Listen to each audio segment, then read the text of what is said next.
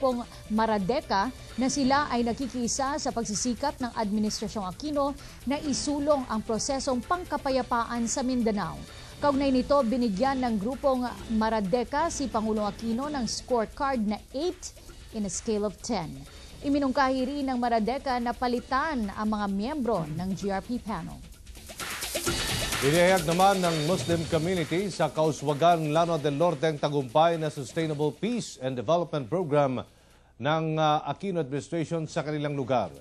Ayon kay De La Bayan, Barangay Captain Sultan Camlon Moner, batid nila na seryoso ang salukuyang administrasyon na tugunan ang pangangailangan ng kanilang komunidad. Anya patuloy din na tumitibay ang relasyon at kooperasyon sa pagitan ng mga Muslim at Kristiyano doon. Assalamualaikum.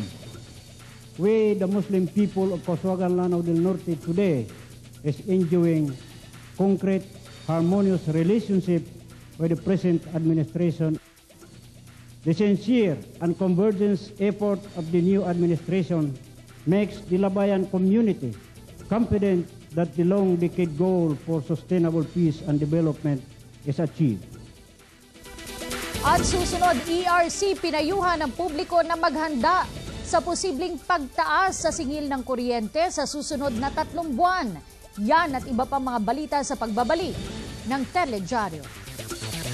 Sa Pilipinas natin, bawat isa may posisyon, pinuno ng pagbabago, kapitan ng sipag, tanod ng kapaligiran, heaven ng moralidad. Sa Pilipinas natin, bawat isa may